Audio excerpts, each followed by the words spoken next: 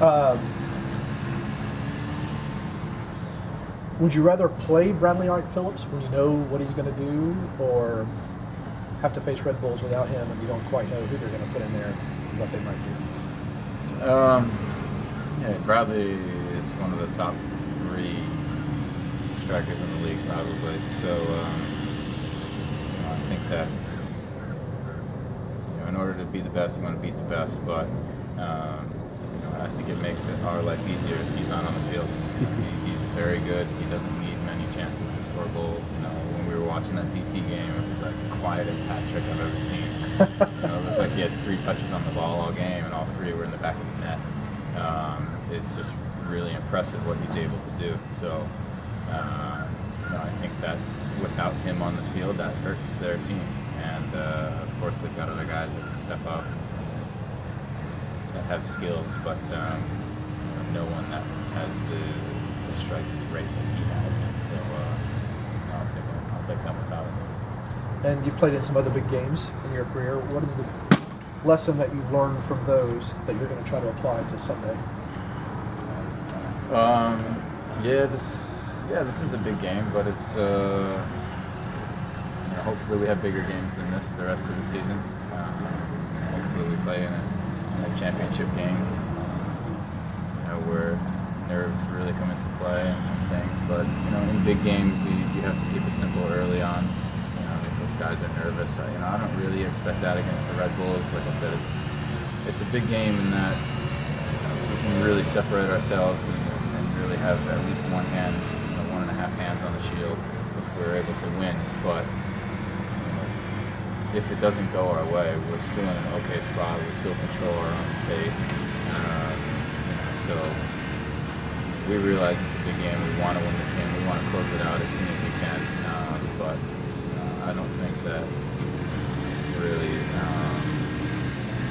it holds so much weight that things need to be adjusted mentally or physically. Do you think it'll have like an increased, ramped up intensity though? Will it feel like a playoff game, you think? Absolutely, definitely. I think all the games down the stretch kind of feel like that. We've played against a couple non-playoff teams, so maybe it's been a little less or so. But these Eastern Conference games, for sure, this one in particular, will absolutely feel like it because they know that if they lose the game, we're very, very close to winning the Shield. They're still trying to secure a first-round bye, so. It's a big game, it's an important game, and we're looking forward to it. It's going to be fun. How are you feeling? And can you just kind of inform us on what the situation was with you missing the game on Saturday? Yeah, no, I feel good. It was just a game to get rest. It was a tough week, and with the travel and 3 games in 7 days, it's difficult. So Tata thought it was best that I get a rest. I feel really good right now. And just to kind of ask Chris this, but do you guys see this in the team as like as a test for what could be coming in the playoffs? Obviously, this is a team that you could very well meet in the playoffs. Do you almost see it as like a precursor or just like a test of what to expect from them? Yeah, definitely. I think it's going to be our first taste of playoff-like soccer since last season, and those games are good for the experience. They're good to get into the rhythm and get to know like what playoff soccer is going to be like, because the intensity is going to be there. Hopefully the crowd will be into it. Like we said, it's going to feel like a playoff game. So hopefully come playoff time we realize what these games are about. It's nothing new to us, and we're ready to take advantage of the opportunity. You mentioned that DC game. Red Bulls have kind of throttled back a little bit their press. Is it almost like might it be almost like facing a different team on Sunday than the one y'all played at Mercedes-Benz? Maybe a little bit, yeah. Different coach now and partially different tactics. It definitely seems that their main go-to over the past few years has been their high press, turning people over in the last third of the field and getting to goal really quickly. They do it better than any other team in the league, but it does seem that they've backed off it a little bit. Who knows, things may change when they play against us, but it's definitely not exactly what it was in the beginning of the year or last year. So hopefully we can take advantage of it. You know, they're still a good team. They're still getting results other ways. So it'll be a good experience. And if y'all win, you secure a spot in the CONCACAF Champions League for next season. Is that a goal, or is it just a result of results? It's an overall goal for the team. I think that's an important tournament, and one that gives us an opportunity to go out there and do something that no MLS team has done before. That'd be a great accomplishment. I didn't know that. It's not something that we talk about, in team meetings or anything, but for sure, the overall club philosophy is to play in that tournament and perform well in that tournament. So that'll give us that opportunity. Have you played in it before? Yeah. Okay. A while back. Yeah.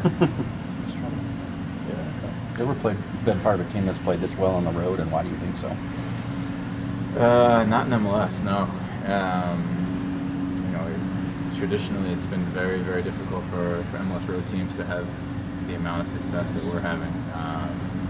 But I think it's just down to our mentality. When we're on the road, we don't feel like, let's do our best to get a point. Let's have a good performance and feel good about it. We go out there to get 3 points. It doesn't matter who we're playing or where we're playing.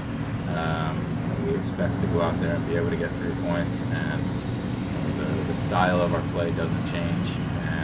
I think that's a testament to the guys on the team, the coaching staff, that they're preparing us to play that way. And it's good because obviously it's put us in this good position, but also in the playoffs, we need to be able to go on the road and get good results. And so we know that we're capable of doing that. Discuss strategically difference between the number of men in the back. We've seen a 3-man back line, 4-man, and some argue with Bello in the Salt Lake game, even a 5-man back line.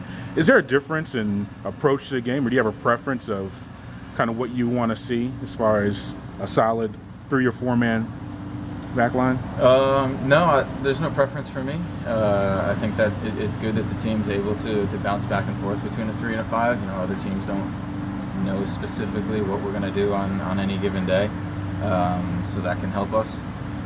I think that now we're at the point of the season where everyone's comfortable in both formations, and guys know their roles and responsibilities, and that's important because we've had some times where the changing of formation has cost us some goals and some points this season, and I think that should be sorted out by now.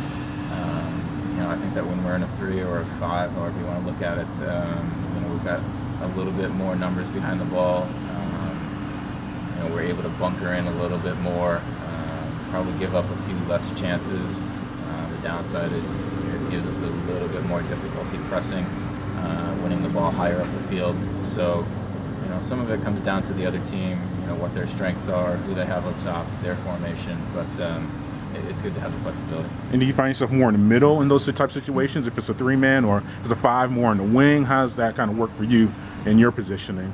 Yeah, me personally, I think that when we play a 3, I'm in the middle. When we play a 4, I'm on the right. And when I'm in a 3, it's different. If they have 2 strikers, I feel like I'm more, sweeping a little bit, where I'm covering both center backs, trying to read things, a little bit more freedom. When we're in a 4, it's more 2v1 usually with me and Leandro against the center back with the center striker.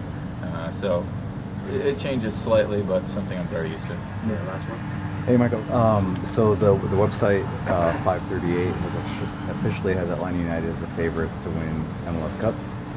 I think something that's refreshing that I hear from you guys is that you guys have kind of embraced that expectation. You want to win it. You come out and say that you want to win the Supporter Shield. You want to be in first place. How does that confidence help you guys, going into this playoffs, playing on the road, playing tough games, and managing those expectations that we all have now for the team?